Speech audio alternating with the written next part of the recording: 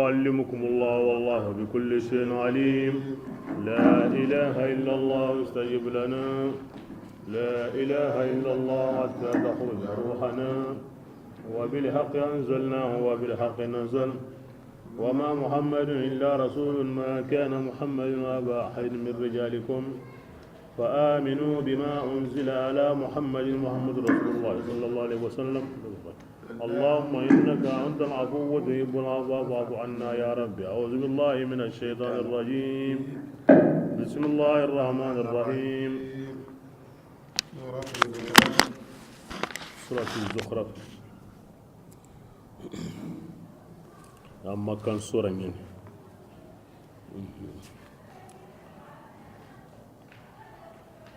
إلى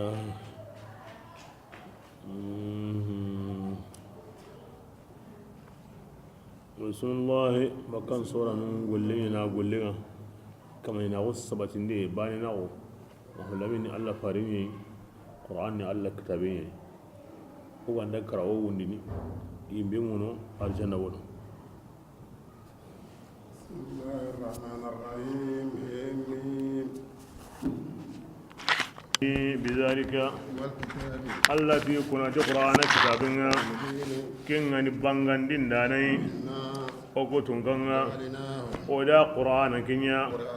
قرامبويا عربون قنيا أو سيني أنكم مكانكو أنا حقري بنانا فون دا أنكني دانا فامون أنا فون فامون أنا حقرنا أنك أنتك من يكيم مغدي. بسم الله. وإنه الناس أيوة قرآن كسبت انتمو كتاب سو مادي كتاب سو هم كتاب سو سارا قرآن وكندي كندي مني الله ولا حق وربي أتانغانتينغو إلا إندو كوباينا قرآن وكندي. بسم الله. كن أكون نندي مودي أكلم دنيا لدى كتاب سوكا ما قرآن أكمل قرآن وكتاب سوكا من دهم من وراكاني وهنترني أهل لغا حكيم أياني جمن دانا أفانا دربون ذكرى أجمنتني أصوني مغو واجندي غونغوندي تاليبانغاندي أو أن الدنيا كو أن لا غرقو أنا هنتوا كو أنا وركلي وكان كو أنا أكو مغا أو كتاب سوكا مندي أفانا ضرب الذكر يلي أنا قرآن أيوة أنا تيجتوا بكان كم مغا تيجتين ديا كنيا لا غرقو أنا كتوغنو مغا تقرأ كنيا مغا تقرأ مغا كنيا لا غرقو أيوة القرآن الذكر والقرآن يعني الذكر سوما أو ذكر سوهاوي قرآن هون سوك همندي هو هندابك ما هو سيري أول لا هني كاتا مغسرون دي كي سابورا الله دنكونو إنا جمال لوغون دي الله هنكون نندو استغفار نندو مغسل لنيا ينكو سابورا عنصن نمينا قرآن السنو هو قورم كو قورين كان هنغن قرآن ما قرآن أنتان نودي رب قارئ للقرآن والقرآن تلعنه. قرآن قرآن نعجبنتا قرآن نعجب اللعنة. قرآن وانكين كتيندي، أوان جوباندي، أوان تأسود تنتهي تروندي. كما كينيا أن كينيا، كما كيكو أن كينيا كوني. ما كي هاي أنجن تاوندي زانيا كم كينيا. يعني أنت كابينتا كبهينونا أنت يامر هينونا. القرآن وهنك ملانغنا. القرآن لانغان دمو تونو كوميدي. لا. يا سبحان الله كم خورو. منو واو الله غره منو غولين أنا كم خريكتا الله تيسوندو منا إن الله ولنوما إن طريقة كمونا إن الله هن كونن يكين كمونا هنا جمال لوغون تينا كودا يسوندو منا قرآن نسينو على بذكر الله تطمئن القلوب. سندمون قرآن حلنا سنو كبير أماني كاني قرآن كاني كندي أقرني نانتوي أنتالانغنا هم بيجا كوادي حرف السو أيوة أبراي بيجا كادي أن كين كتا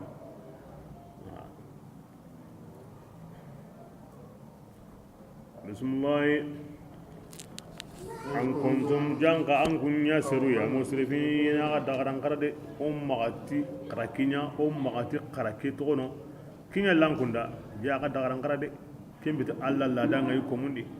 gillo hawa adama daiman sirallini Allah ta gana ya kundu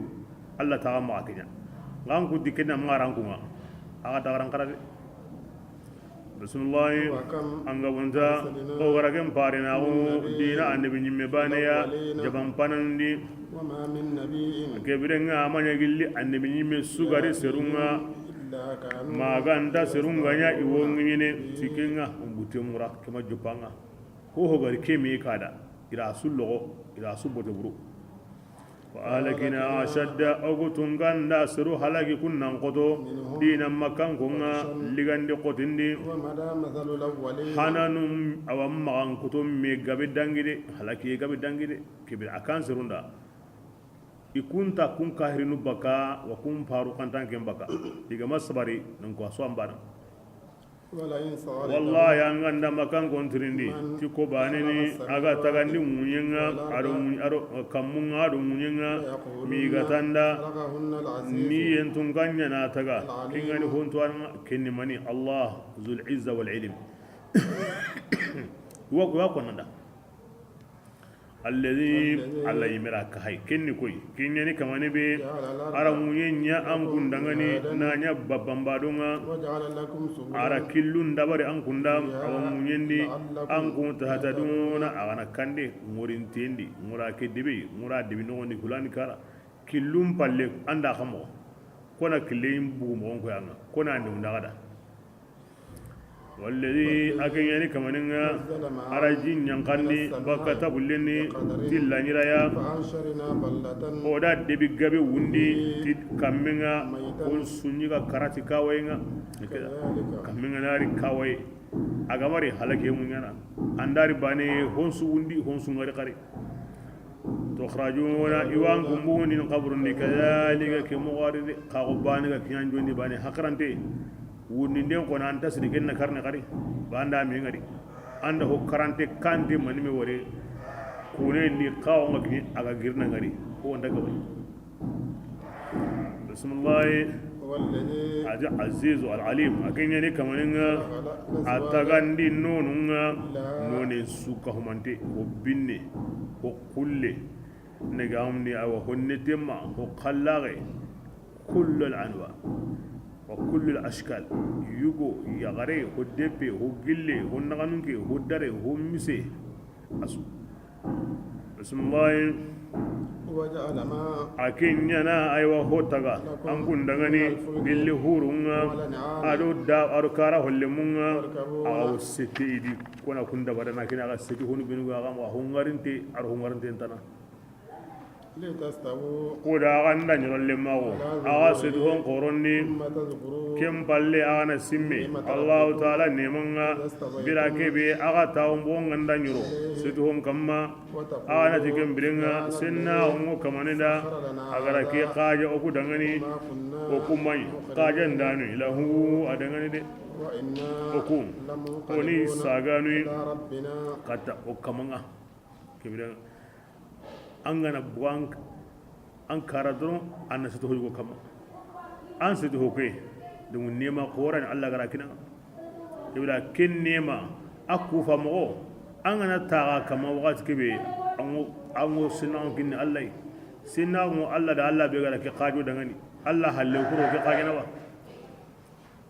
si hare nyugume na Allah qajana bale kuraw wa kunni hongarin donga o me go be kama o mananu be kama kunka Allah qajana bale kuraw ne Allah na tida haramare min taga ko go munyen kama ira su qaja adamare minda boken qaje sawra honso ken no mere wuro akampio mana wuro akampio irame wuro akampio Allah ga tira honsu qaja adamar minda ira darona wutu munyendi na darona wutu sellanga honsu ken no gondi kuna qur'ana ma ho to ga mako ho ga nanya ko tabe arani qur'ana da ko na dikken worninya anna Allah barka sawndi abe gara ke qadinda sinna ngada kibringa an tin mani kari o sage ni katake Allah an gana diga mo wungana kempe anda mina akalle kan dura na ni lagar wosren no gondi an situ hon kama an yankante an pinsudi an ta dagaran kara an to kan pakaya keni awa dabanu situ sellan situ honsu amma kebe gani jin situ honga an gana tawo ken nan wani bismillah mujraha wa mursaha inna rabbi la ghafurur rahim awa bismillah an ke ko ni bismillati allah to gonga allah to gonga na wurundini ayana singindini nge kamanni qafara na ya hananyeni allah faran himbe ko ninan ka hukay agandi tangar alkrebundi awotin alhamdulillah tigandingo allah da mo gonsu kamma anda ken ko wati ke bida aw aya ke konni wala aya be ko sisa ba har mare me yanga mo nan tere anna hotana ka hay allah faran ken qara konni dimin won dige ngahe gundige ngahe tere ne ya gande an hokko nan ka hay aganati alhamdulillah ala kulli hal na aya ke qara at allahumma anta sahibu fi as-safari والخليفة في الأهل والمال اللهم إني أعوذ بك من وعثاء السفر وكآبة المنقلب والحور بعد الكون وسوء المنظر في الأهل والمال كذا الله نانيانا دومين ترندي كدي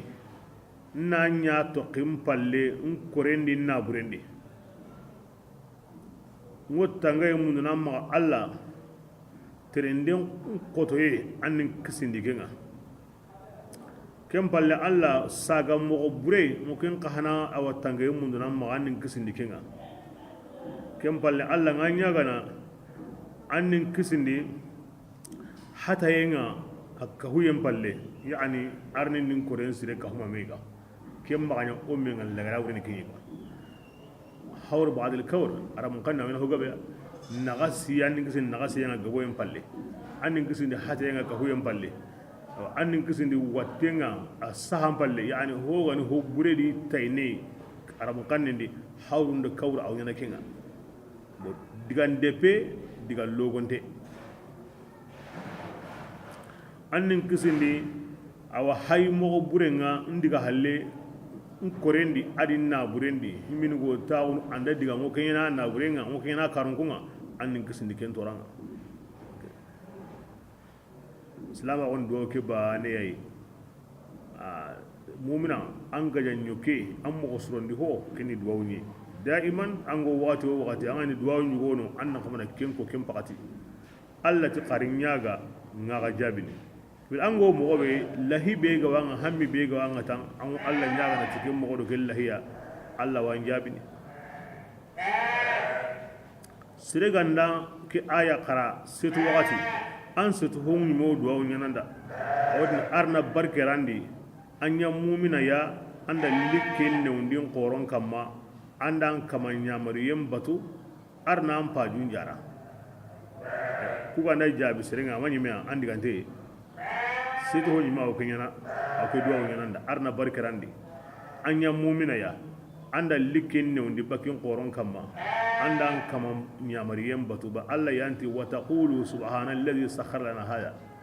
ta anda situ hon kama karake ko donc an gara kenko andan kama nyamariyen batu arnan pajun so ya haramare me annan parto do wonde am mo su bismillah وجعلوا جزءا أتي كافرين ده سارا نقولنا الله دعني الله يمكم نقول إذا كن سارا تكون نار نقولنا ما كن نار نعرنا ما كنا كفل لمنا إن الإنسان أنا تو كدغامي كنا نعا في سرينغالي بانغانتي كونا دابا كنانا أنغو ستاي كونا كمون كنانا نموين كنانا أنغي يمتي العزيز العليم يانا تلا حرصا أنه تنك هاي بسم الله أورا يلي لين يعرون ينا الله مغوا يلي تغهوننا أغرا كون تغا أران كون تغهون قصوغاني تلين يغونا يلي كينيا نيوا أن كنا كيا كوني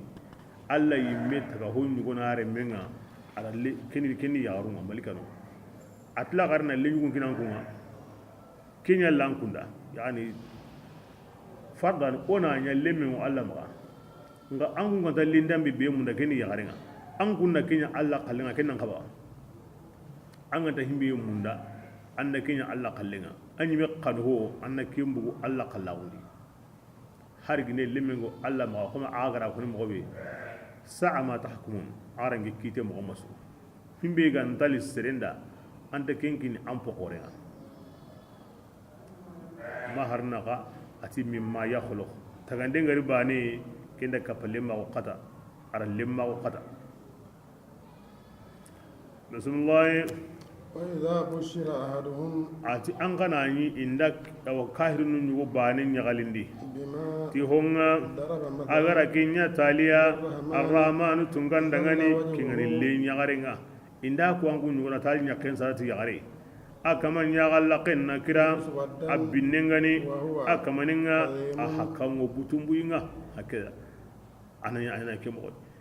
nati kahir le min yagare sarabane ronda yanka wakati arabunu maga inta hokkonni dina le nyagare sarenga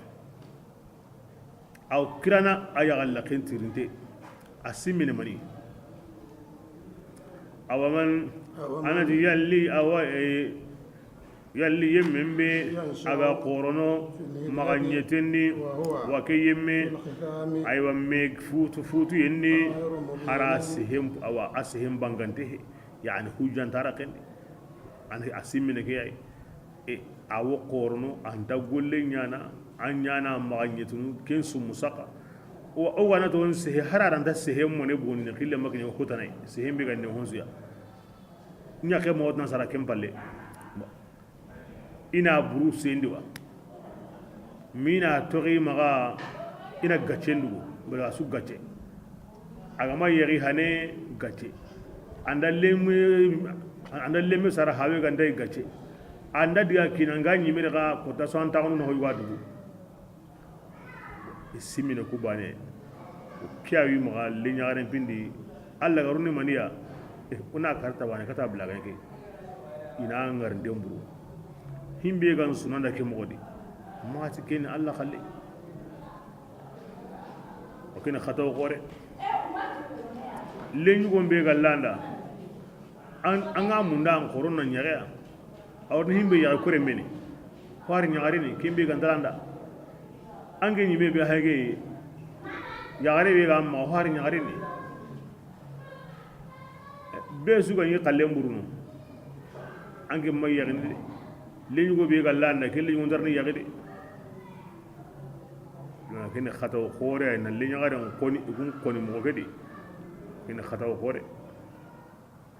non tasiki yugo adu yagare su halle بسم الله وجعل الملائكة يكون دا ملكا نيا ان كان ملكا هم كم ملكا إن الرحمن ايو ايغا قرا الله تعالى مغنديني يكون دا كنيا يغرني هنا قرنهم عباد الرحمن الله كمنين وسود عند الرحمن كم بيغا قرا الرحمن مغا ملكا دا كينيا يغرونا الله كم بينو قرا ما يتونغني ملكا kahirun da kunye yarunga ti Allah rin yaru bismillah أشهدوا yalli ikun shedewa خلقهم itagandenga wa سنكتب ما indati yaho okubu tagasuru yarunya ni kebiren oni sheda ko ke saha igapundi ويسألون la gara oni tirindi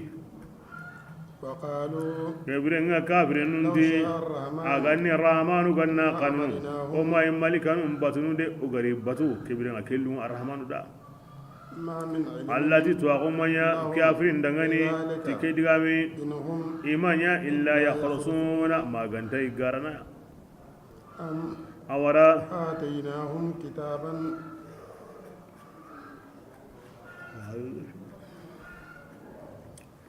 yalli okuna kitabi kiniyawa من قبله qur'ana kaniwa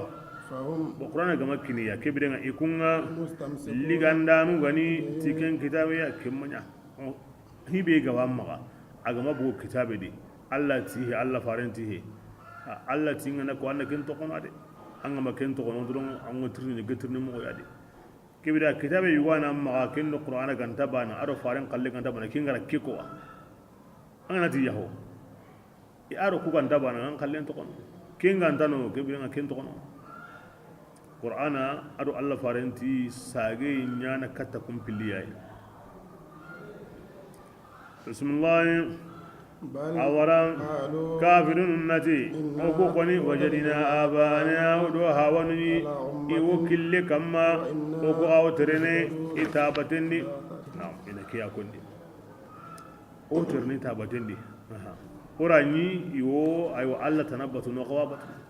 kini kafirun game angana ni amba walla batu angana kento kono kebiringa angara husrinya to serebenu qur'ana ni serebenu wi hawa burum batem batunu arakumbe himbe no ga yi hawa surun qana batum batunu arakuntiga illa muri ni maniya husre mundi anganda ni no kube ango kenya anganda ni ansaru qasum ro husre mbate anganda ken to kono kebira ango begini ko himbe nu xana gar isri qasina hubure mbati igara batu mo bismillah kim woyani ama ya gilli annabi nyimmeya o wara kenqi aw ange mawla min kani debe sudi ma ganta ken debe ne mayim ngati o qam o do habani ini kille magandini o ko muqtaduna o nyaagene kun tabaten kamma kiddigan kasni ki Allah farambu timura hare o hare gari isura keme koni odo ha wanu ni bor batini o khawto ko kin kamma bismillah amodni dangani aga o to ko daga hawanu batte haringa nara gai ti hoy kin gan kawa konda dina hunga aga daga ha wanu ni kin kamma inati ogu koni ogu kafira o ti hunga igarangu para o ti kinga ene kya koni ga kewda ora himbe go Allah hagara kinya gode kande ken la muringa awalau ji'tukum bi ahada haringa ndara gaiti hoy kingan kandanta dina hoqqasinga anta killa ka wala ni murad ni mani kande sura kande nyanta qasono kande inta haragani annan qabana hubbure ngara nallo kande nyidi ngawama ba'd al-haqq illa dhalal sikan zadi an bawa be garam togon sagondi islamin to gollanga nallo islamin karangendi anya alimunga manya hafizunga amman bawa war hoya misirendi qur'ana karange misirendi aw halale mundi soge kacce surumay lihinde daba maray agam pakani islamiya ana islamin to sanginga islami gam pakani anange luna karamundi mango durusini mawngina alima mawngina hafizunga ya subhanallah sikan zadi angana ken koni killengara ken koni kandandene wa kande ngani bani yayi angana ken koni kahiri na ken killengara kini anyimina nyimetirndi qur'an be gaba ma ginda gani gara allundi kenyari an ba salle be yana ginda ganya kenya mo kanda to go be hayanga ginda aslinga ni masriga ay birne halal nyi angatu haram nyi gana angatu tigi angana sinanga nyini ampalali mundintanga ampalali nyigantanga an khalasintanga an karantanga an tuintanga har ken sikanta walandi ona hon baydi hakaringa on sage kata o sawabanga bismillah o kuda o bimme mbuguni garan kutu yemmuguni ya rasulullah ngen nampayni mogombe garan kutu yemmul lagarunga nyakinga Allah subhanahu wa ta'ala Allah layni anda sihido bati ana hallan ko nyugo mo koda ana qisanul liti wana waji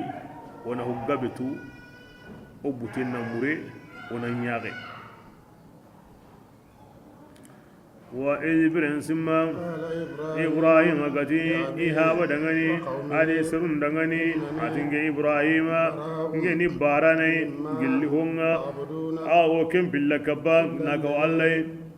إلا الذي جما باري كماني بيغارين تغا بسا يو الله تو إمتي باني يعني كينا قتي إلا الذي أما وري أنغني ترندي كنا كمونو من وني خلقهن العزيز العليم يواتو الله ود ina huwa kapai Allah ntano wanda kuna al-mulhid ana limika ho Allah yawo ayugo manda ya garima manti ya kawa mawo manti kapalle mawo kini hilaka pina anga Allah ntano ndro kamanen tano kibra kin ilhadu asu ka ngande mbi ngini asu anga karaka ma jahannam wallo nyene daga illa alladhi fatrani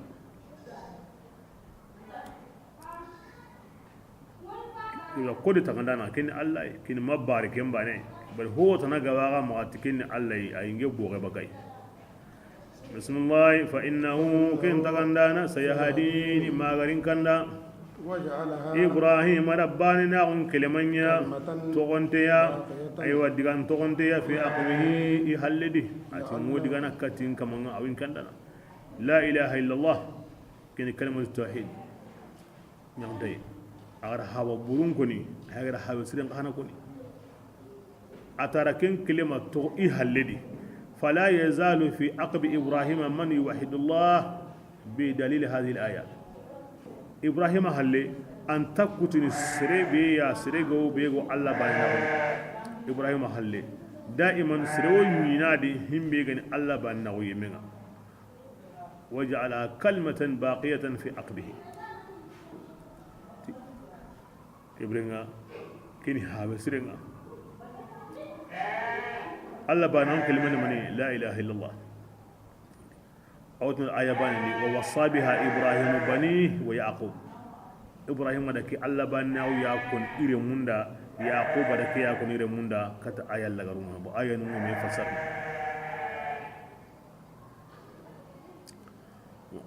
عندهم أنوتنا وجعلها أيوة إبراهيم رانيا إن إبراهيم يعني نمونا نغوا مجازا أو جمي wasu Allah ta da Ibrahima ti anya ummatan abani ya ummati Allah tira wara hoho yara sunya bu ikaratuwa kibri augil akaramanga ara Allah nyaga ke asre maga giri i halle maga kuti sere ya himbe go Allah banna ko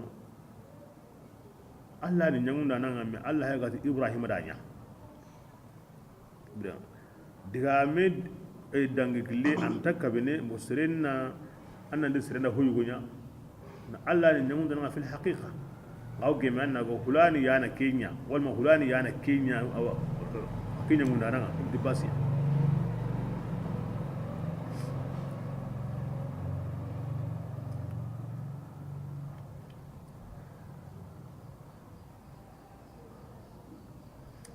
بسم الله بل أورا متعت هؤلاء ngeda ku yemmu daga mun di magga adi habanu na wunkiniya na isagunya dangani na hurumin daron ta wunkiniya ma qoti dan hirika حتى جاءهم e magiri kemmo odi matunga wurni ya ken qur'ana ya ورسول ado hare kingani hare bangante ya ken mahallamin ya e magiri ikahira ko kedi minga o kinyani dan ni to hillaka ben ado sagunya ولما بركبه قرآن قرية ما كان كنت كقرآن كن قرتني كافرون أو كن كافرون يا قرآن كيا إتقاري مني كما كقرآن ينقندي يقول كما اللي أودي بقوركو اللي يقول دباني عظيم كن دبن سر قوريا إلى كأكوني يقول كوي وليد بن مغيرة كن مكة سر قورنا قروة بن مسعود كان الطائفة أو سر قرنا ودكون صهيل لي قرآن هي قرن يعني هارنا أو هي قرن يعني نعم كني تومي إذا كن كذا لكن سامو نقوله سرون سر قرن دو الله سر قرن تبعني سامو نقول مكة سر قرن يركني أنك هم وليد بن مغيرة طائفة سر قرن أو kenni urwatiya ibn mas'ud mo kenni e kunya sere khore inda alla sere khore ya alla façon taxu kome be gandal lunga da wakinni ken age har mar mun sere khore ngini jama gabe gume na gure gabe gume jahu khore ngai giddu khore ngai donc muhammadun takundunga an taqaba nyana hariya iguna fam ke mo alla ko mo khore mpidin na gure gabe ngamma jama gabe ngamma jahu gabe ngamma ay na bure gumi khoren do jaha gumi khoren suhiti sir khore alla ma o mati ay gumi hite nga suhiti sir khore alla ma ila kiya kuni walid ibn mughira ken koni tori kahira on kamma mago kala urwat bin mas'ud alla la garken kandana ken islam ma wona islam sire Allah faringit nada tando isa bun maryam an qaba Allah faringin ko nada bismillah ahum awati Allah fare tirndi kidiga me ko nanu manni Allah ga maharenya urwatai walma walidu yakida tiyalli kun iyan tagandini Allah ta'ala hinnaynga akida ti okun ko ya ntagandini ku biramogonga ino me nagandi ni ngarin tagundi aywa kendi pingani yani ikunyi me biramogon no ko amaga ngo himbe kunu ngo himbe kumana ngo himbe watu ngo himbe sahandini nan segeni nan yankande aningi Allah ma kebira ikunnati mi garingi an min magundo himbe gan ko be na kinkinda keni kawa ko de ورفعنا بعضهم أقاني يغنو مرغي أيوة يغنو كما تسحنا أركتين دو بناون دو تواغونا درجة قبو وسابونا يغنو نا يغنو تيغي أوانا نقاجة هوي هكذا وركين يكين ساولا ومين يروني من ساولا وما كنتو دي ونقاجي ميدا الله هنغني همبي يا أغانتام مغا أو همبي مغا نقاجي كندا akalla hibe ga wamma agana qaji meda kene sukhriyanga hakeda honne be sumga kona ko gre karana kona ko kumme sokona kona ko kille boni kona ko kompeta kana akeda alla ra burdan tage duna tagay hikima araro ke yadi ange gilla hemo hoygoy la antay antimma angalla hemo hoygoy alla antay antamma lahin de korinde kono lahin kuro hamini ko harago me besu hajuna jare ona dangi Allah tirakinya ko sabura ona kaje me da bismillah wa kini duna qallin wa ke be gani ya sallallahu kam pinnainga kenyam pasamun dar jannadi ayo gilli honga igo ken ka pame ya dunadi yani dunadi serema harbane kitagadi nka angana lara kitabane kennam pasamun da duna segmi khoren su ko mon den kalle nani malagra kita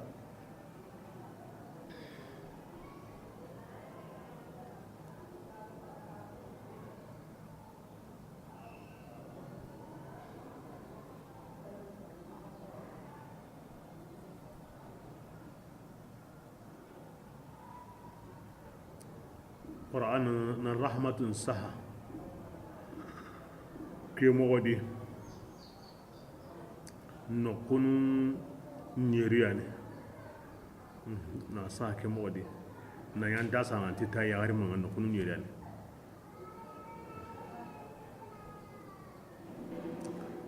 kimbal akuten so sahne awati ta yari mo ne ngai kusu wasa na tiketa ndambe ya no kunu nyeri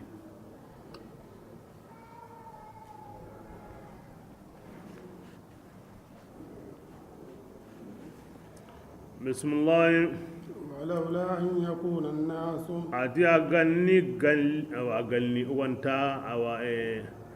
أغني سرون وانتا قنيني كاهرا غندي ولولا أن يكون الناس أغني سرون وانتا قنيني إسوكهم الدنيا أيوا كاهرين جمايا جمباني لجعلنا سقفا oni bilinu nyana yemun daga ni kunga o kafira wono ti arrahman ya kengani kompum bilinunga onya sunyana qalsu kullenga na asege sege madunya katta bilin kamaya igo sege ne tikenga onya su kamande nyana aywa ati qalsu kullenga wa abwaban oni awabahu nyana kombugu dangani nanya qalsu kullenga وسررا ado tegube igo saka kama onya sunyana qalsu kullenga يتكئون igo tugunu عليها jagubenu kamma وزخرفا onya nyana kalsi kullenga ado kaginga nka ogande kinya besu kanini kahira gondi kempalle kahirin koni angati awa lagara anta lagara alla ni hon sunyana kahirinda hari abli abahu asagutegu inya sunyana kangendo gorenga ago dambunu escalier be kamana diga kamuni wasunyane basa ay meti duna inda lagaray kendi duna ko sireni mani kange ndo gore unya yu kesu nyane o wanda kenya o kanna sirun summa gari kani kahira honi wala ken to no ken sauda bismillah وإن كل ذلك konati kensu kange do kensu gore ati nam ati kesu ko mantem manya ho suya لما متاع magantan الحياة ngarin ta on daga minni ta adde pe gani na'am ati kera wa kinni wa duna bana he duna konna kom ta ngana holla alla kendi aga li aga wuccinne bi alla ka kera ngol lunga bi tanede kitten ta tu aywa koromollen ta tu gidimen ta tu kusen ta tu la ka ken ngom banen duna sere ganda kamesi ne kita ana koy ke muccinne bania himbe ga wanduku kingani badanum badanga lagara anganda duna wundo ke ngara mewre akoy yigande go wuccine be na lakende angol lungen tun kendi de ke muccine bani ani bismillah wal akhirah ke be gani lagara arjannanga عند ربك kin yan qoran kaman nindini متقين kin Allah kannanu nyadaga ni kubini gari du tanga hillaka penga ni du tanga kutainga kebiren arjanna walla khara kundangani ومن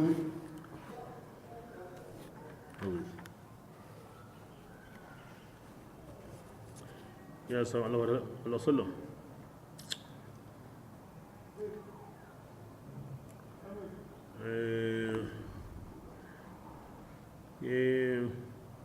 ka'abu wa konni tira wari kitabi qasundi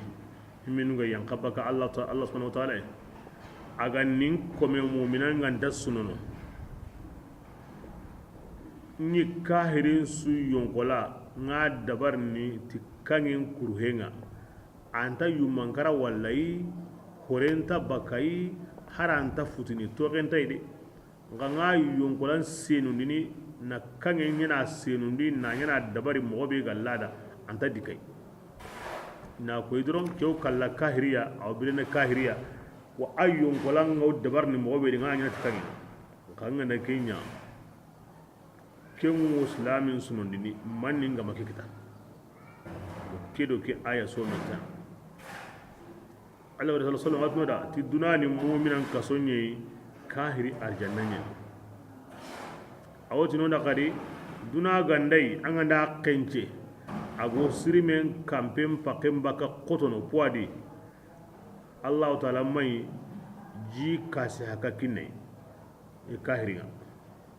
anganda duna kenche aginda go poabe buguni ago sirimen kampem baka Allah maga amai kasi haka ji kinne kahiriya dunadi an ken wuri doki aya su wuren bana yani kahirin gara hokta dunadi Allah hammi ganta dunai kinya na gara kide amma wari a hammi go lagarai ko honta kahirin da no maganda yimbe maganda jintaye maganda sama kundo nyantono a hammi ganta yire kinya ni akko nenda kanansu isu kalle moyre islami ngo kitene kahiri ngo kitene islami ngo korni kahiri ngo korni o so watunu o so sahana o so nyana kanange ya o so nyana hallange o so khairin gaben kitana yire komi o so go korna mobe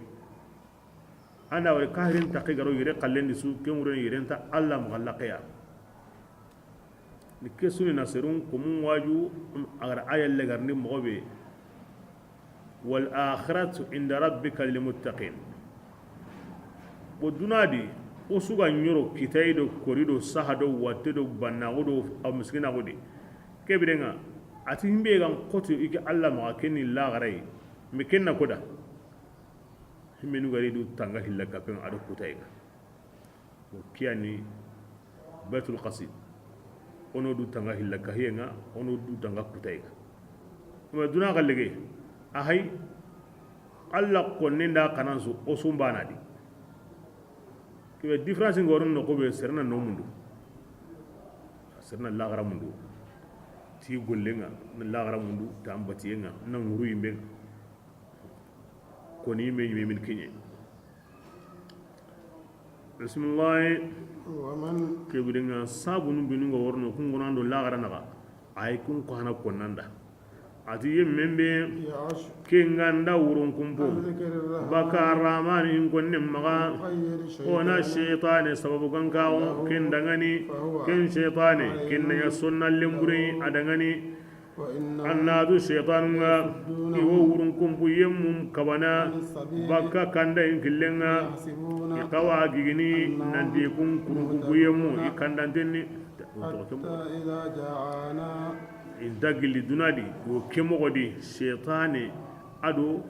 aw allahin kunin balagun garanya sabu ina aro himbe kiyameya intagili kemogodi ma ihillin dari o ila ara kodanga قال aywa ke kebirin allahin kunin balikenati يا ليت بعد ya ngira kimba kando kenkenna la to immi nata ainda nyinki nagandi arankin nagandi فبئس القرين ati soni limman bono kinga yankinga ولن ينفعكم اليوم allati lenki amanya agawan kun nahana agan nimisi amanya agawaga nahana agana natatagalla to lenki ke إذ basana ظلمتم an kunda tanyondenya dunani أنكم ara hillaka penya ara allah kun balagunya ara kutenya an kun lenki تركون aga su o aga kapalle mawnu o yanga ngata indi kebirena sabu be gona sabu na sella tondi aywa batiyenga la haramun diyenga ayara kin kanda aho bureni mani na an yaage an sondo men pinkindi ta asini wurun kumbu wate yani aw sere ligana wurondi anta howali wuron yani yaage na kawana howari ba bite ngari ngakem pagati qari wate wangi anta howali ga wuron yani aw serumu baka hingi demure an bani yani bite ngari kenyan koto hinginten kam me kiyendi anda kanne mu liere nga wate wala wurun kumpunga wate bure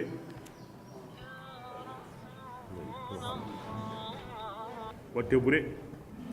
akin yana sabu ya wuron be gani awa Allah higawo na howari Allah higawo na demandenya wuron yani wurun kumpu yeme nganda howali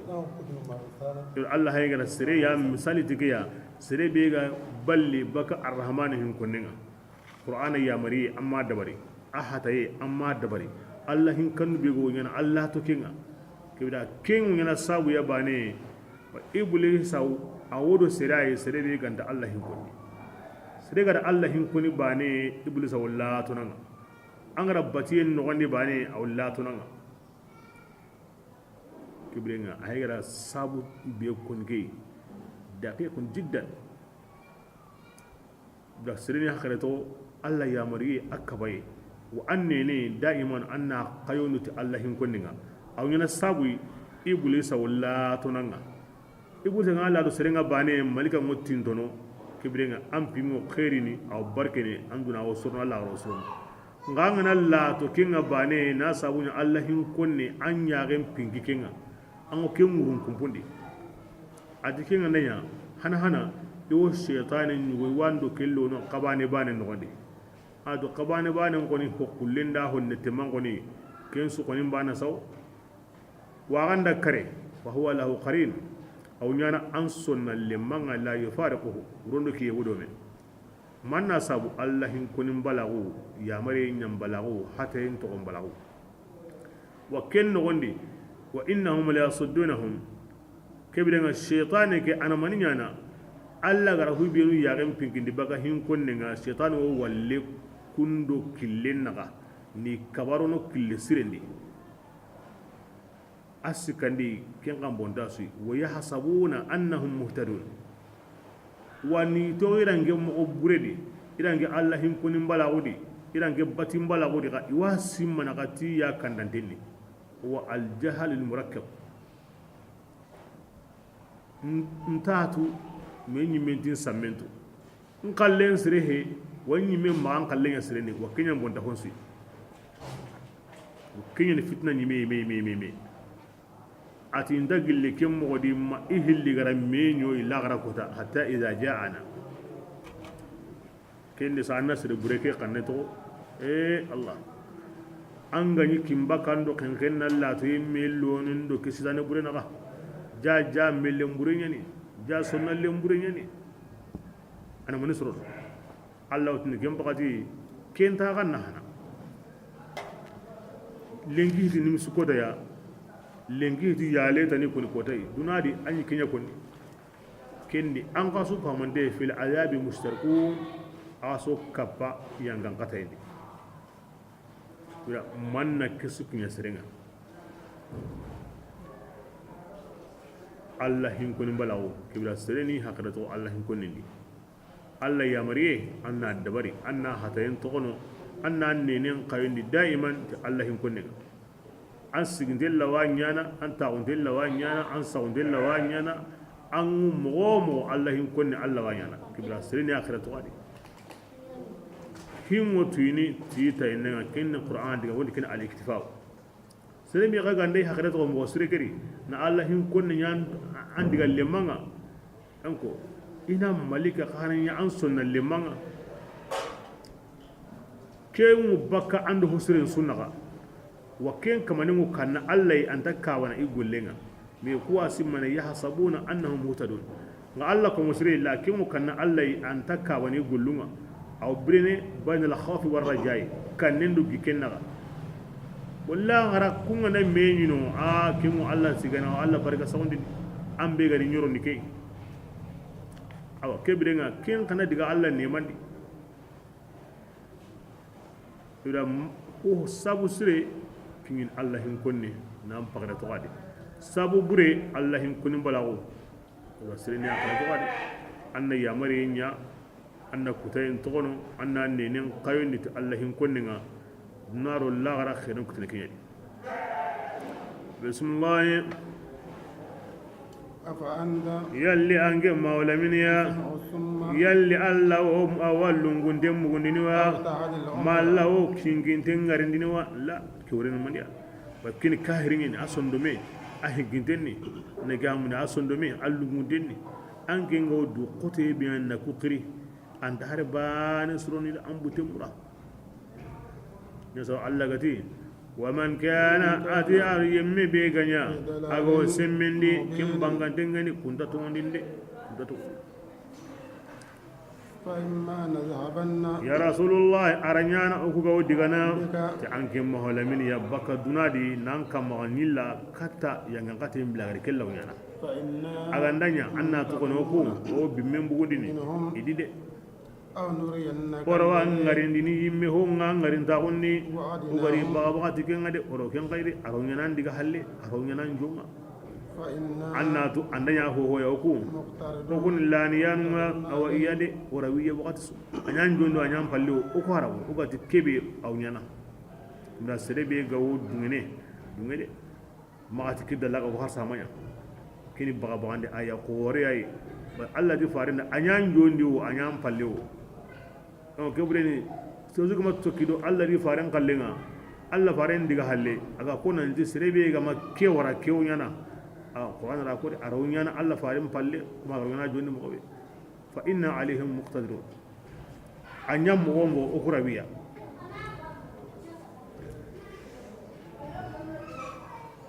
بسم الله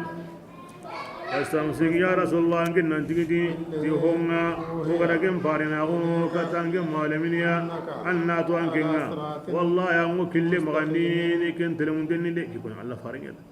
أو الله فارن كوني مغلقي أو رمني يمتون قد تيجي تي الله فارن قرآن كيدي وكندين والله فارن قهنا قد تيجي تي أيام مرينا السنة إنك على صراط مستقيم واستمسك بالذي أوحي إليك يمتون بقين كن القرآن إنك على صراط مستقيم وكن الله فارن سنة الله قتي وحي نيني ونهارك أقتي الله فارن وكلت لهم تنكما كن الله فارن سنة ونكلك بسم الله وسلمان يا رسول الله أنجنا يم منذرني وغراكم فارنا وأنجم مولى من كاني إلو هارونا أجعلنا آلهة يترني تيالي وكنا بوري ننيوا كنغن الرحمن تناي يغوكم بطنو يترني تيالي أنكن كاني أنكن اللغريني هم بنو قدنغا أنكاني عند من يمون قيفارو كامي وجنو أرو تامبيلي وجنو أرو وجنو نغاج الله فاري يترني تيالي بوري باتي أو كني أي ويوا الله تنباتي يترني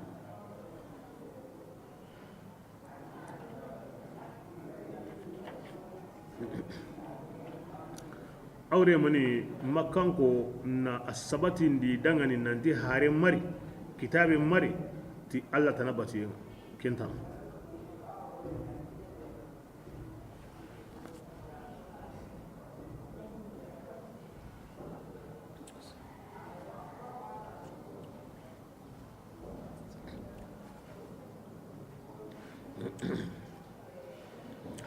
Ibn Abbas bira kebe يا رب تما أنت نجعل الله رسول صلى الله عليه وسلم نبغى مكة كتب الله المقدسية نعود آدم إن الله ورا الله فارنها بس ونو أن يوم يخفاره أو ملك أمون وجبريل عليه الصلاة والسلام ملك أن نسلم كري نسلم سجندي أتي محمد دانجي أن نسلتيا بلا كبر سلم غني من ملك أنت دعاني محمد awa himbe nuga kiyankane suhayire itirni tiyalli alla da awa ayankandi kati yugonunga ina hobbatu kapa arrahmanu yawa alla farante malkanda kadi kita faytu tingase yani tirni takendi insagun tenga ina dikemaya digame tana wono kimbe ibn abbas kallenga kenni bira kebe ga salle halle tinya sapanu nyeriya aywa kinni qifarunga aywa ya sapanu yeriya aywa sikko kinni qifarunga nagatun anbinyumunga alla faran qoro nyime yime nan sembenunga ibrahima wono al khalil ibrahima tayndi ismaila wono anno gende ishaqa wono kempalle musa kempalle aywa kutu sallenga nyime arkanu hilliyani aywa kebde ila sehemutu ati idangani alla ra wahay nyakati nganna ga tirndi yalli alla tanabbati yendo mi konni aga yugoda aga na ko surundawa isuti muhammadu o shedin o su alla ro kiriti kambane kenni maniya la ilaha illa allah kinyan ko suda ko ho ga nabbati kingani alla tanai nan ka hay kenne batarani wada ko daga an yani oyu mankenga an yani otti mandananga anya gandai an kin garin nan salli to kuya kenda koyti an yani osuka nan kenga an yani osu mankenga wa hare tanantar an kin palle makkata lagara kota isa go liye be yana wotni isa yanka intatin isa qikata sirunga aw yamarni nangin batuya na lo an kilendi dan digam hilli ara tirnde nya wala amatirnde nya bismillah ولقد أرسلنا موسى abajo kutunganda musa ki tuwayanun kabbiya kata firawna buringa adi jamanga musa tidangani atinge geni katagonun kaman parenga فلما awa birakebe جاءهم musa gariya tuwayanun kabbiya anna firawna di serunyi iwosoyni gilli musa di ayanunga وما نريهم oma firawna serun ngarindi ayabaniya manga nyini hillandike an koto dinanda i samananga asunya ke mogodi وأخذناهم hillandin kawa konnan koto hananga sikandin kawa konnan koto hillandin do hananga nagatandin kawa konnan koto sikandin do hillandin do hananga ikabbi sunya ke mogodi bismillah وأخذناهم oda awa fir'auna sarulliga tiyangan qatayenga awo sinu kuma ina sage baka kafirawo ma kinyen mani bure dunye na gamuni kawaye jingabe na sohonun burondi kasunya mani sawura ina sage kin Allah ladanga ko sirenga ndari angana bara ana qote nyonya nan kita hakrandi anna simme anna sage dan palle nganga na bara aywa ana sage na gabunan kan makadi bismillah وقالوا inati musa dangani يا bila أيها kebe inda الصالح yangan kata yang ada waktu ya tuana koreke ادع paski لنا kumma an menyime sugandari himbe gandai sanga awa kutunkanya na alla na mu ozanya na kinye yusufa kiyendi ku fatare nyeni hinto awa horenga a kinya ke mu ojizanga mu isa kiyendi watunta kanyanto yisangana meiti kinye ala ke mu ojizallo gen salihu kiyendi himbe ga dangarin ta ulligana na honu yilla ala ke mu ojizallo kendi musa kana wakati bo koma yele ma ko nyeni kabako himbe ga rokinga mo gosle be gunde ayuha sahib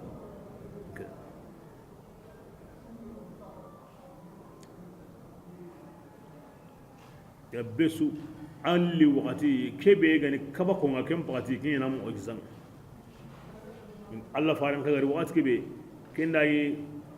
duna tampiketa honsu yugonya aketa to maniya nan sehe hakkan dingan sehe famu na tundu garin to bakamere dan sehe na sehe ko serenda anga mu kuna famu koi anya ga wai saboda arkin ka mu'jizan lokin in an fare mu'jizan an himbe tuzur yu mutun wana ka goni gani bismillah ya ayyuha as-sahir ya to ana qorege ادع لنا an kaman ya ga odangani ti honga agara ke laydun mutu andangani Allah tanda onda tumundi do yangan kate ngirndi ni kibira ko Allah la tanda girni to ngondi ni inna la mutadun o ko to ngondi ni nda wari ke hinu kumbana Allah tiya inda to ngondi nga girni ni ba ken hi khore ni tumali an gate ngandari an to ngondi na kaniya andari an tagidi nga Allah la hidum Musa da inda to ngondi nga girni ni ngai woti ne ya anda girni o to ngondi ni me Musa ni Allah ko mo khore ni musa Allah ya gana tanga na girni ti an gana girni wato wani ne Allah wato inda to wani ne ana munana hujja na sigindi ne bismillah فلما bira kebe كشفنا wanda العذاب yangan kata yang murgi عنهم bakiyati musa duwauma anni ni yang ko huna hakada wallahi gurjana Allah ri gurje yanga o ken hubrede Allah ti qattu ngondi ngagirndi ne an genti agirni ngoto ngondi ne Allah ri kallen to maran kallen yan ti musa barkin an Allah ri gurje kare ta hana ta hilla ta sika matakabu ta tamun ne yani abira kebe adi amantu billazi amatu bi banu israil ana Allah ri gurje ta tamma takabu ken tamun ne bismillah ونادى ati فرعون ko tay fir'auna gangundi في قومه i jamanni قال ati dangani yansiru أليس ملك مصر yalli misira tunka ummanya awange fir'auna dangani wa هذه الأنهار aga yaganta aywa nili murallaqukuya تجري iwo kamana nguru تحتها ge sankan sonu ngure arin jamane ngitungure أفلا aga تبصرون yaganta nge daron tagunga ha azim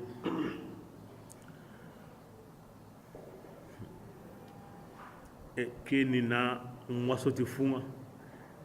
hange ange me anta bugratu awu munye be kam an sare na yino an saunda mo kala na tono anandu daroti hoy himbe ange nyime watu hakaran don ngatu anken ta kentadi amba tentadi akem mani kalina nilni awru mo onda taka mo ago munye be kam akem mani kalina kindi munye ke taka mo akem mani kalina di harbani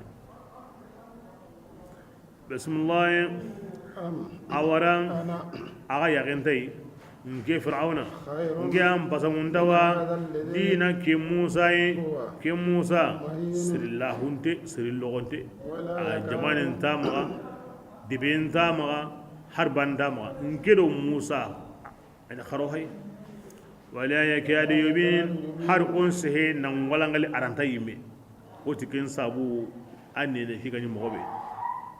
har on sehe nan abangani na walangal aranta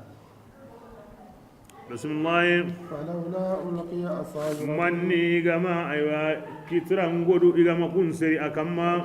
gille kan kitirangodunga أو جاء mamanni malikanun gamari kapai nan toki me sheda gunni فاستخف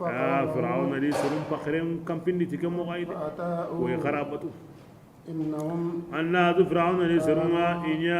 inya seru ya fasiqina inya dinan bakanu de ina ka dabari ni du koy na musa lo yani daiman fir'auna ukayan yani allah harin ngandai harin kore ngo tuni ti aqina nan kore yani kelan gyan kora musa kam agar himbe ko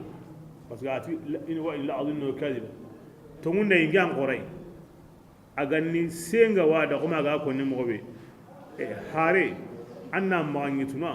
angani an seren qini himbe me ganta kutuma maganyite irame anna kenyero nay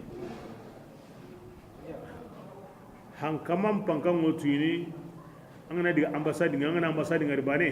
kebiya aga bugun ko be an kem pankatun dikenga ago mobili bedi ago kabedi ago kompe bedi awtun dikenga anga tanni awa alla harenga kebirenga yani kero makkan ko ngara kebe go alla farna so ambana daiman kahirim maga yankan en qoren ni alla sire qoramu ay yankan en qoren suro yamban qoren suiti alla ko mo qore alla gara warani alla ni abangin sunya kangeya na sunya goreya na ar obugu medi honsuri malikan na li wakati sunna di tungina kallege honda diga honare ke ganda yani uga watu nun nanti Allah haringe ginde Allah ga wono kuma gara kono moy me ke gamanya ke biren har won sihe aranta har banen tama ke biya garantin aya ga dinge hon su ma ali sunum pakaran fay ke modi ira badu ke modi bismillah falamma bira kebe allazi biran be garo ku butundi wakati kebe nan kinyo kan banga oro bi mambugundi ide ora maninya ori togondi jindi isusu ko da isu ko mandinya ay wahi danginde ya ora nya danga maninga jamal le garunda to kembani ay nya ho danginde anya mani danga mani hangama yugo nyino ato wonde fir'auna anyi kundu manna kinye Allah kuma sunan niriya nambara to mun tiya bismillah walamma Allah subhanahu wa ta'ala aku konni yumatun da ku sabrawnato Allah dunke ken pitta sartiniti anya ko mi o wasimana mogobe makka ko ngara kebe ko Allah fare nyana kundu awra fir'auna hegara himbe ko musa ni nyana kundu wona Allah ko mo dara ko pitike ngade ay Allah ko mo dara mo nyana hoyi o ho galli o da dunadi o ma ho gani dunahi gore angani ni kempo honta maka angani ni kenko tanga kenyen Allah muradunga munin kama koy musa gani mobe kenko tanga ko Allah fare ngani mobe kenko tanga Allah ko mo qora on piti annan yankomi o ko gawa a hayni mobe nya annan ngari kundu kemti Allah muradu ken damben suhiti Allah ko mo hore bismillah ولما ati biran kebe ضرب ابن مريم igara maryam minya مثلا taliya إذا قومك biran kebe awan kam ayangari innakum wama ta'buduna min dunillahi hasbu jahannama ti makanko agada ga borinun suni jahannama suanga a ke ko danga hillaka panunti o dungetai o ku borinun do isa in ka huyin bendi bata isa yime bati Allah tanai aha yahudiyan kada uzairu batu kapa Allah kebirenga kunga ndaro yimbendi o dungedi o borinallo banu madlaj kunna malikanum batu kapa Allah malikanum ngandaro elle o bornu kanallo o dungeti kinga Allah farina wahay nyadu kem pakati ha o katai yo soyni wo diga mburun konni kita gomi iranya ikunu ngazuro kem bal arabun kan nga sehe mo be arabun nyani watu bismillah إذا an ko قومك sagaran serunni iwo kamanan soyi awagilli ketaliya وقالوا inati yalli o bo borinunga kun nyam pasangundawa ma isa pasangunta ma uzeru yam pasangunta ma malikanu yam pasangunta kun andaro elle o be borunna lo dungete ma darabu ima ketalikatu angendangani illa jadalan ma ganta farangalle ma kunyallida بل kempalle ime watu awara an serunga inya seru ya يختصمون ina digan futu nyamunda إن هو kuma da mani allati ya wa ma ta'buduna min dun amati wa man yakun wa tigi ma li ghayri al-aqil arbukan nan ati ma hakran bali siregara ho batu hakare gandai yani yiteni jini gidegni basareni makasoni makiyeni ken suato ni ma ngamman ukella wasu logono khasatan hakrande allamati wa man ta'buduna an gana an yime batu amma kandaw an bani anda kin yimbe loyenga an gana qifare batu awa kamane amma kanda an bani anda kin yimbe loyenga na an gana woli batu kamane ya woli kema kanda an bani awa kin yimbe loyenga na amati wa man kazo hakran do benu go batini hakran ten tatini komunda karim batu allah kuma hakaran logun ya na imen komun yana Allah ta nayi ma Allah remeya kebre nga ke yimbe loyen na kum pakaran bal nu bana ka nga angara hotana batu kappa Allah ken koni ga hakaran dai ando ken suna menino ana kutandi mabuga sera garinya Allah mashedai amin batu ka kenzo ko amande aworno yimbe ni na koyi batana bureke andam bati won su hayin bendere law kana haula aliha kuganne kamaniya ma waraduha andi sumerno yimbe kedi anda wari garo ken wurin andi sumbana kuma ganka wonde iya gauke nga Allah gara kon mo we al jadal wal khasuma kimbani allida nga Allah da ken su tokono aw sehni da an ken qur'ana uslubu nyugoy ona nyan kalle ke mesa isa uzairu malikanu koni so gorenga ko gorni isa yayi kebira ajo panakiya aw himbe konni isara de kemme nyan konni uzairu da kinyan konni malika nunda kinyan konni allah walnunda yani ona nyaga kalleke ya honi yimbe nga nya honi kuy bismillah in huwa ati isa ma illa abdun ma ganta kuma yugo ko kwanne mandi akamata an bin maunga ko da saram wa kaba konte kenya ay wataliya isairan kon daga ni limmi habentai ora kenya ya difference ngala kutunna ko kaba an bin men gabe ngono ke farin gabe ngono o kwanne manda kamana ka hukuma na famu kebrenga andal lumo oda o gana to wa bini ari isa wa manno gantanya wa nyan wa uzair kem wodi malikanu kem wodi allah wallu kem wodi an ganya ho ya allah na nyi andati wando kem bini manari lakin ona nyi khallike kundaro yimbendi o boru nungaro kebira o dungetay kebira kuranti duba ka yimbendi koy allah ne manyani wadi bo amma ne man dan kun boru nun kuma kebira kun to qadi bismillah ولو نشاء o ganna kanunu لجعلنا o ni ملائكة malika nun yana an kun paragadenga يخلفون fil ardi munyende yakhlufuna awa iwranan sagi wangu sogin yere ro kinyana nangum palaki na kuwara gabatin wara wanyana bismillah وإنه yani aga way mannin malikan ngantar ne kata Allah faringa ona wari mannin malikan ngantar na tumundi ai andalu Allah da o munye nyime sunyana malikai na likata Allah farin bani hade nan kum buguno nan munye ki haga malikan ga batin oro kinyana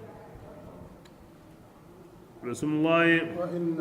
wa innahu annatu isa ide لعلم akinni tuwawiya بالساعة aywa sa'an dangan yani o lagara kotan tunuti isa yankayinga la ilimun lisa'a lagara kotan tuni ta yankayinga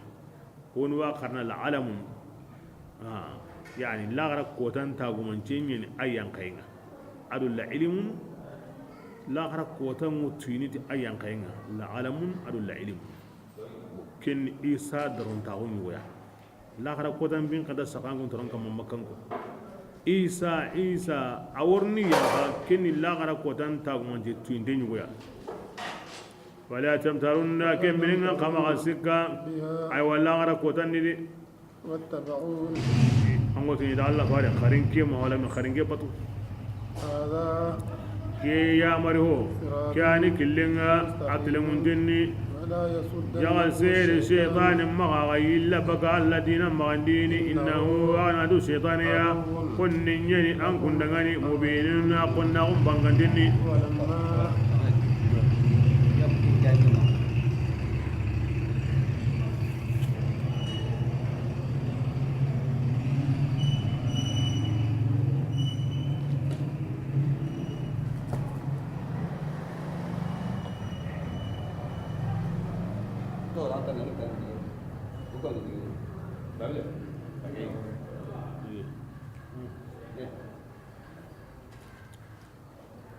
falamma birakibe جاء عيسى nabi Allah isa gari tidalli bangantonga قال isa ti idangani قد جئتكم abatin giran kunga tidalli bangantonga liko sabudan na hoyo bangandi aga dangani aga nyimme sogini kindi gilli tawretani فاتقوا الله akan Allah ta'ala aninge isa ya maryam batu Allah ta'ala atigi tigi aninge kamanga an kun ga korona ni tinne manga karabani nawo ki Allah bani nawo ki ani killinga atidun denni فاختلف jama الآيات gaben da me soyi awa ido me na ga min bani isra'il isa kiyendi honuti ay men Allah honuti Allah ren gonye ni honuti Allah nun sikki go dubane yani isa maryama adu Allah والذي أيوة الإله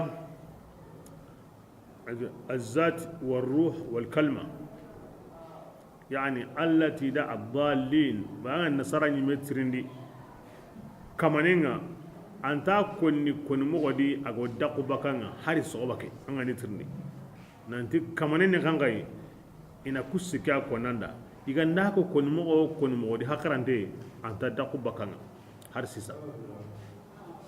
ikana lini wono wo tirnde nyana serun wo tirnde har sisa sanga ni wutuni tirndi wo jabu be kinanga lengi ko mani honde tirndi kentirnde bani wo jabu ni wo kinay tabana na mo inda okay ko mo yin ni magali ga ni wala bawa gede ha ni bawa gede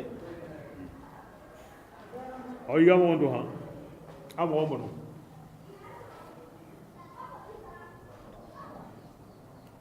bismillah فاختلف العذاب alijama gabenda me sori ido me na isa khabarende فويل ati bonewo yem mundangani kunga kafirawo ti hom yawa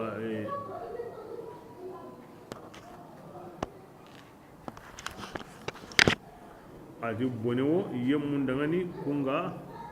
ظلموا kunga kafirawo ti isa diga mege ya gilli ko ta yanga kata ya ken torontenni هل ينظرون adi makka kafirun taho tangini illa sa maganta qiyama saani an kusa gariya juye magandini alhali kunga la yashuruna in tashirin arwaqatuna makka kafirun hakaza alla farin maton kafirun himbe nun gama wasitike harsa ke bilana ken koni anyime malagara kota sade bismillah الأخلاء الأخلاء واتي أيوا من جنبرنا يومئذ وبينو غنيا من جنب كوتين كما دونادي لاخرا كوتانا أتكون ميامو يونغا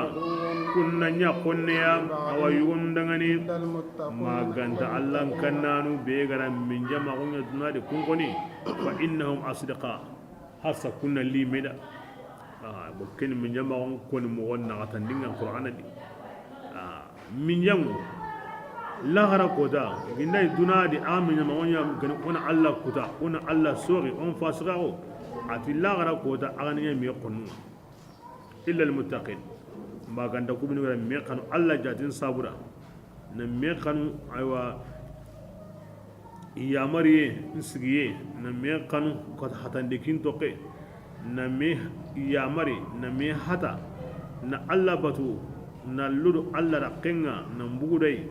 kebirenga kun koni ibireken kama ikaraken kama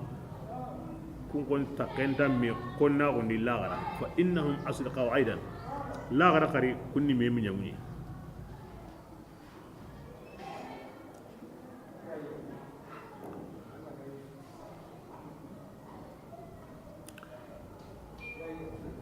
bismillah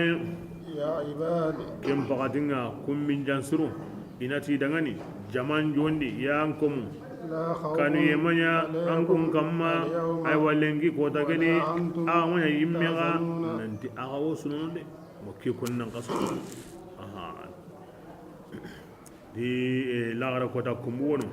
oda hadisen koni alla ayanna kun ala inna awliya allah la khawfun alaihim wa la hum yahzanun to komo wono andi be nyimmu he qifaru he andi be nyimmu do qifaru mu iqalle men natna lagara kota